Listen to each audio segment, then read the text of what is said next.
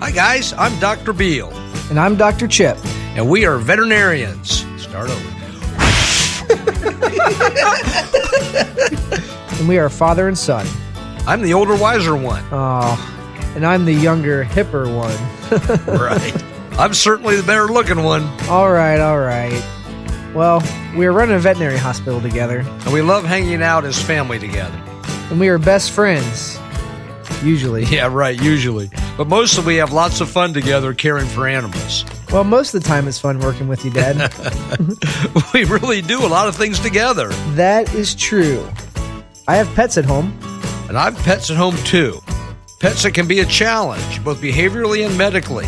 That is why we decided to do a podcast together about the realities of pet care. Called Vets Talk Pets. It's a place where we will share tips, tricks, and cutting-edge science about pet care.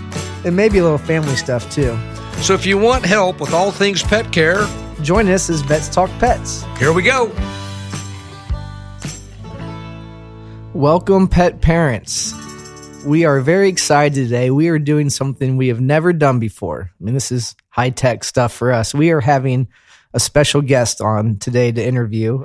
And she is a very close family friend of ours, business coaching guru. And she had something, I can safely say, I don't know anybody that this happened to, and I don't think it will ever happen to anybody I know again, happened to her. And it relates to her pets around a disaster she had at her house. We've really been taking the time since then to think, what do we do in an emergency situation, disaster situation with our pets?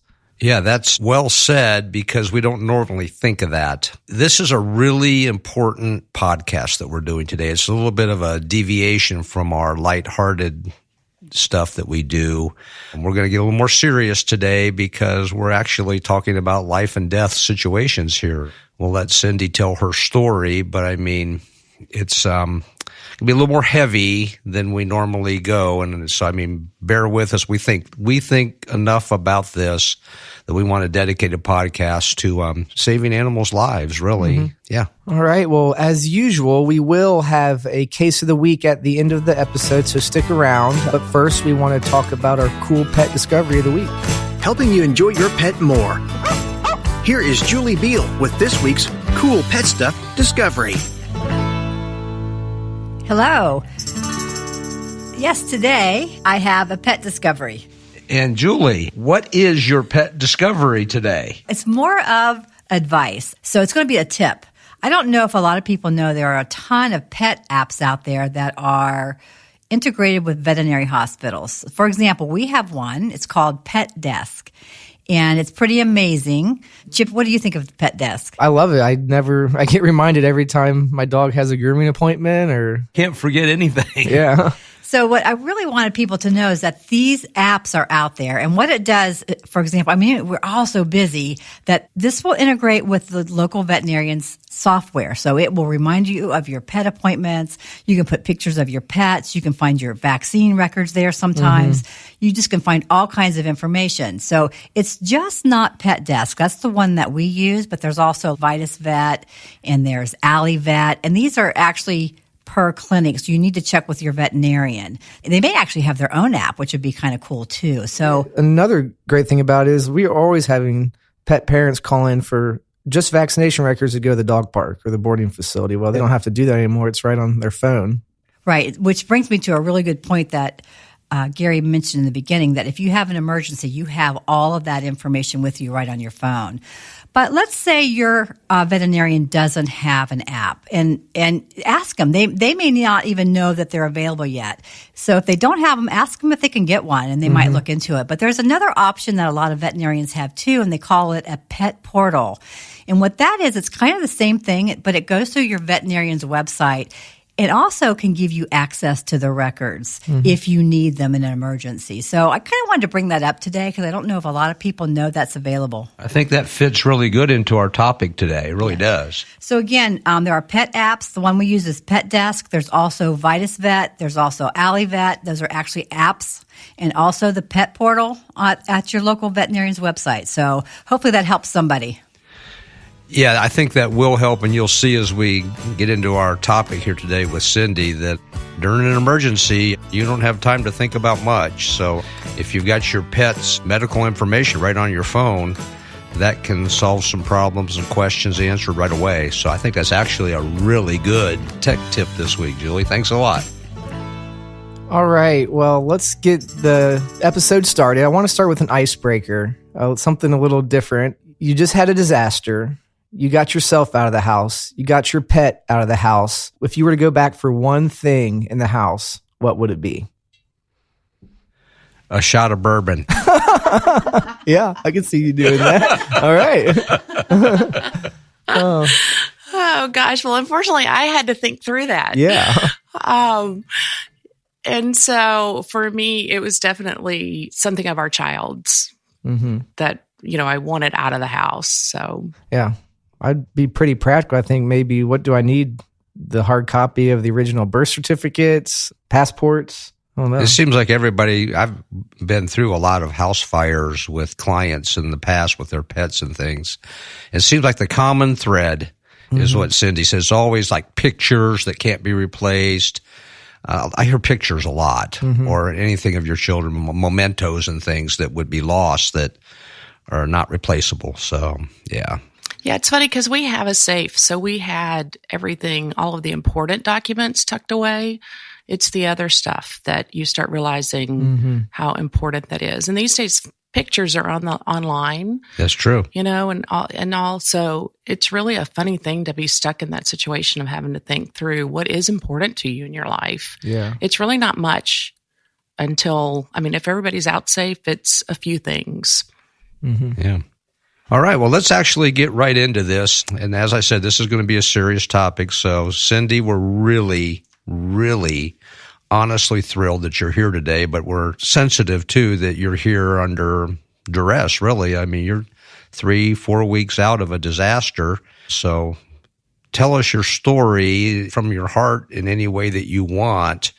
And we will pray that this episode goes well for you and that it's not too stressful. But boy, do we appreciate your sharing your stress to help our pet parents and their pets in the possible disaster that they might have. So, Cyndi, what happened? Well, for me, what happened was I was sitting at lunch about to start an appointment, and I could feel my phone blowing up next to me and just ringing and vibrating, and I ignored it. And then it kept ringing, and I finally looked up at my client and said, I have no idea what this is, because I'm running through the back of my head, what all could it be? And why would everybody under the sun be calling me?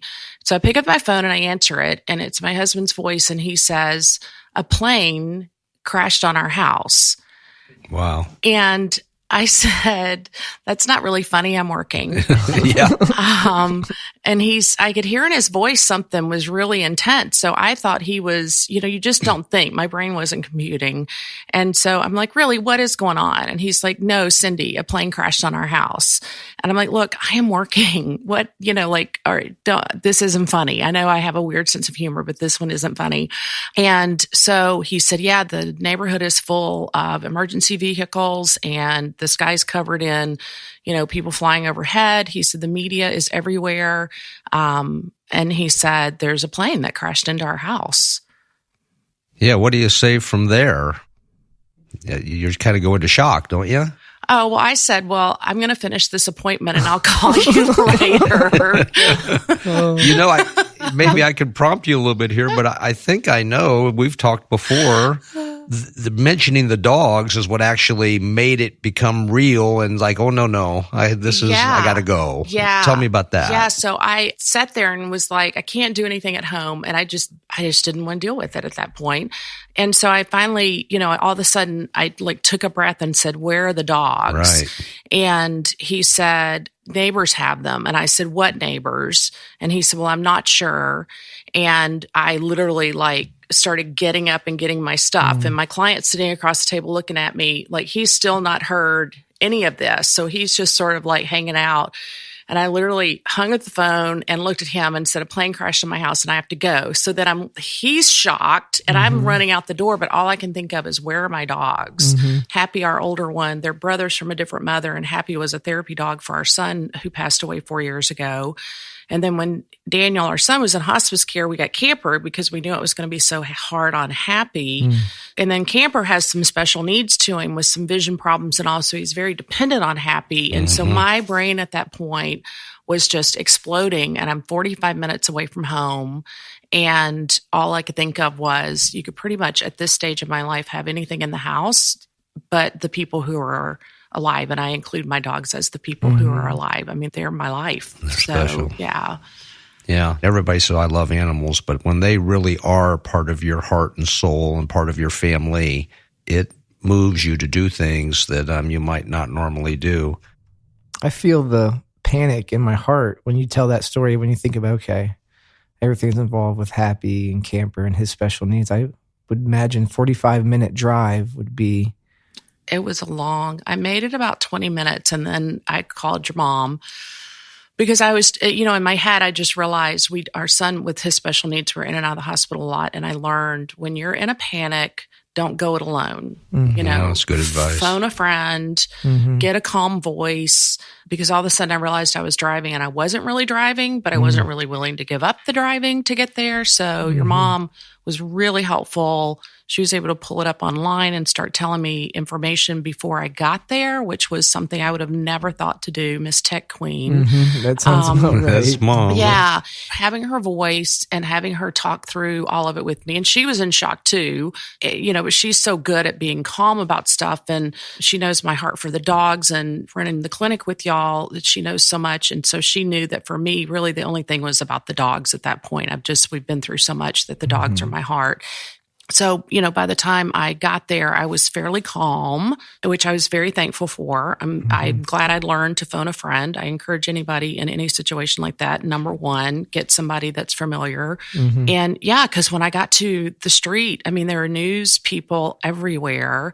And there were drones in the air flying over our house. It took me 45 minutes to get home, and every branch of every government agency, I think, was there. As it's, rolling through my head, it was just unbelievable. The house was cordoned off, caution tape everywhere. It was crazy. I talked to Julie. She called me, and Chip, we were at the office, and we pulled it up online. Yeah, we watched live We watched stream. it, from a helicopter, watched it all happen. And you were in the middle of, wow, you can't even think what to do. Julie was there. She drove down, and she was on the outside of the police tape. So she's a little more calm voice in that situation. And she has told me, and I've listened to her say the story from the dog's point of view. She saw where the dogs were, where they ended up in a neighbor's house, I believe. And they had a window in their door, like a storm door that was full glass. So the dogs were literally just sitting inside their neighbor's house, which is a strange environment for them, with chaos going on all around them, as you described, and just looking there. And Julie said she looked over at them. They just looked forlorn, like, what is going on? And I think I want to talk a little bit with you about how can we prepare to make a really stressful situation at least less stressful or more prepared for our pets. What do you think? I know you probably in that situation weren't thinking a lot of, you were there because of the pets, but you had a lot of other things going on too. So how do we make sure we can take that off of our plate? Yeah. It was just crazy because when I got there, nobody exactly knew where the dogs were. So I went to my next door neighbors, and she had my older one Happy, and nobody could tell me where Camper was. So that's when I almost lost my cool, because I knew Camper needs Happy. And so, I would start there in that I think you don't think you're going to have a plane crash, but you need to have a plan. And I am a very protective dog mama. So they have collars with their phone number and name embroidered on them and address. I have drop tags on them with all of their information. They are tagged. I am a junkie dog mama. Microchipped, yeah. And I've wondered every year, do you keep that payment up? Because seems like one of those rip-off things, but you know, you like, that's just, I want my dogs microchipped. And so to get there and realize that, you know, I had to go find camper, and that was heartbreaking. So that would be one thing that I would back up to is I understand now that there are stickers you can put on your front door that let people know that there are 2 dogs there. We have a punch pad code on our front door, which we had because we had so much medical people coming and going, and I'm so thankful for that. So, I mean, the number one, access to the house, and make sure several people know it. Our neighbors all knew the access to our house because our neighborhood is a neighborhood where they had really helped us and pitched in.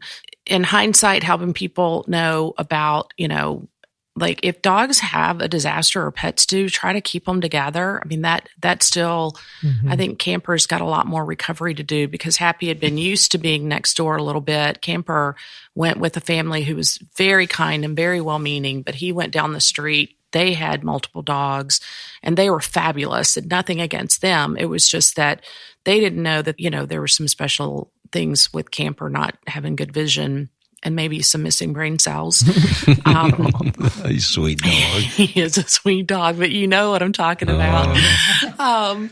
We do love him like you do a special dog.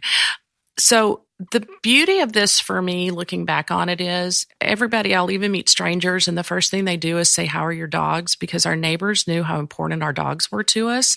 And so, you know, I think it starts there of, dogs are in community too, which may sound crazy, but I mean, it made national news that the dogs were okay because our neighbors immediately started asking everybody, where are the dogs and are the dogs okay? So knowledge about that, making sure somebody has access to your house, making sure dogs are chipped and labeled and, you know, that there's a backup plan in that kind of situation. Because, I mean, who the heck has a plane crash into their house? But, you know, they were traumatized. I mean, they were beyond traumatized. So I would imagine over even the next year, you're going to see. Oh, yeah. Some recovery to that. Yeah. Yeah. The other night, the Beals have been very kind, letting them sleep up on the bed with me. You don't get better friends than this in this situation. Like, need a place to stay. And, oh, by the way, I have 160 pounds worth of shedding beast. And one is very special. And, you know, I dropped something off the side of the bed the other night, and they just like levitated off the bed and went flying down the hallway. And it, you know, it's just going to take time for them. I mean, they've got yet another move coming up as we move into a more permanent temporary place. We haven't talked about it, but I mean, you and your husband actually were not in the house, but the dogs were in the building when the plane hit the building. Imagine that. Yeah. Well, and it's even scarier than that because I work from home. I'm in and out of home all day. And where the plane hit is like within feet from where the dogs and I sit and work every day. And so they would have been right there, but they had gone towards the front of the house, I think, because they thought, oh, it's, you know, going to get time that somebody comes home and either feeds me or gets me a treat. So it was really just a miracle that they weren't right there. Yeah. Well, Cyndi, thanks for sharing your heart and your story. And I'm hoping that our listeners will think about it and just be a little more prepared. That's the idea, right? Yeah. Well, you have some experience, Dad, with natural disasters. Do you want to share anything about? Yeah, just real quickly, this is on a different scale. What we've talked about now is really personal, where actually is another miracle in that story is one house in a very populated neighborhood was hit, one house. And not a single debris, nothing on all the neighbors, which is miraculous in my opinion. But I've actually participated in natural disasters on a large scale. The most recent one was a Hurricane Sandy in Staten Island in New York. And myself and my dog just packed up our car and went to help out. And boy, that's like not just a house and not just a neighborhood, but an entire city really was devastated. It looked like a war zone. We just went around, helping people really. We were hooked up with an ambulance and a fire truck, and I just hitched a ride as a veterinarian on there, and kind of if there was dog or cat or animal issues, I helped wherever I could. But I ended up really helping mostly with the people. But what I noticed is, and Cyndi touched on it, two things on a big scale like that you need to be prepared for.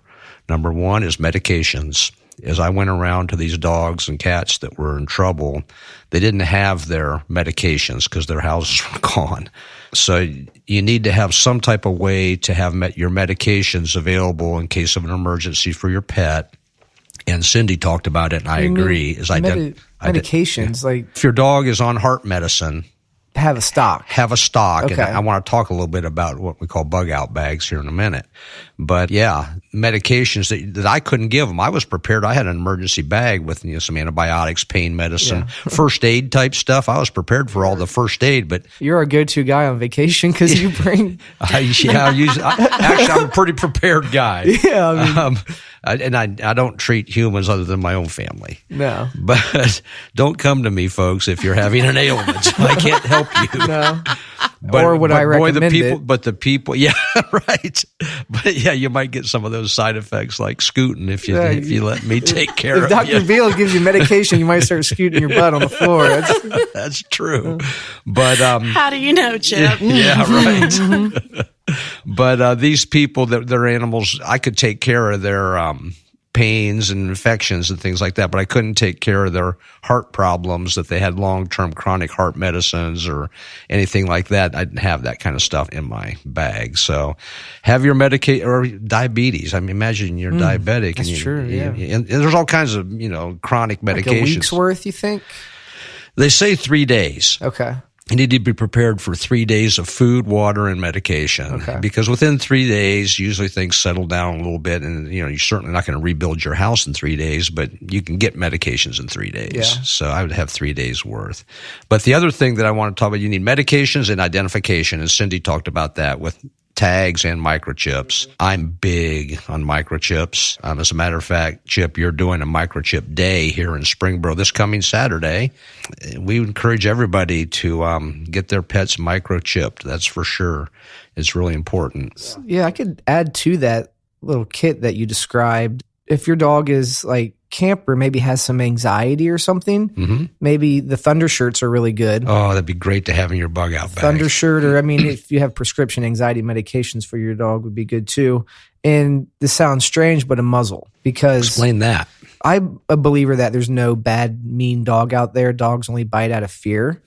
So if you're in a very fearful, traumatic situation and your dog's known to do that, you might want a muzzle, especially if the emergency workers are going to be dealing with some strangers. That's a great idea. Yeah. Kind of this outside the box type thing to add to your kit.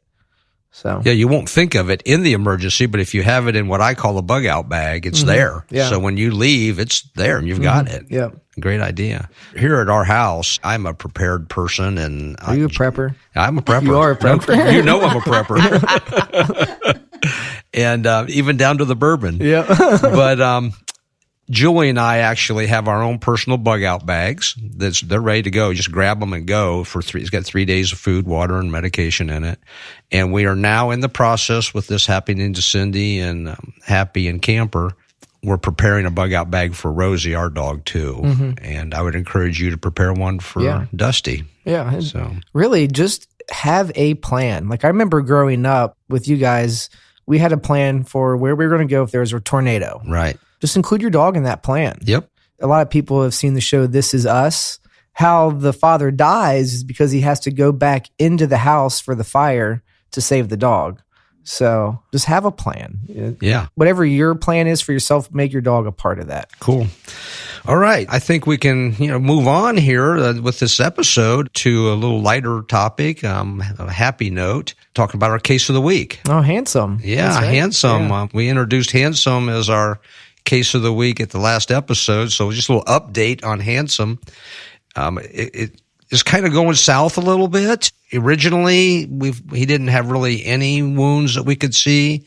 And then after 2 or 3 days, we noticed that he'd probably been in a burn situation, either in an engine, a hot engine, or a campfire, something like that. And some wounds started appearing. And we cleaned all those up and kind of thought, he's going to be okay. And since the last episode, they've got worse, and a lot of the skin over those wounds has died and sloughed off. So we've actually had to do surgery on Handsome since then. and make the wounds a lot bigger to get to healthy skin. And then the wounds were so big at that point that I didn't think that they would heal over on their own. So we actually had to close his wounds up surgically, and we're just kind of hoping for no more sloughing and no more infections. So out there in podcast land, we could use some prayers for Handsome. Mm-hmm. I still have a great prognosis for him. I think he's going to be okay. Yeah. But it's just going to take longer. Just yesterday, he was kissing and he's licking doing great, and, but he's got a serious problem. He's got a good spirit. That would be his best medicine. That is for sure. So keep your fingers crossed. Say the prayers for Handsome, and we will keep you updated. And we want to really, really thank you, Cyndi, for being on the episode today. You are our first guest, so nobody could ever take that away from us or you. And thank you so much. You're welcome. Thanks, Cyndi. Hope nobody else gets to have this topic. Yeah. Really. Yeah. So, as always, if you guys are enjoying this or want to find different ways to listen to us, give us a review. You can find us on iTunes, Google Play, Stitcher, SpringboroVet.com, Spotify, VetsTalkPets.com, and tune in. Thanks, guys. Yeah, thanks. See you next episode.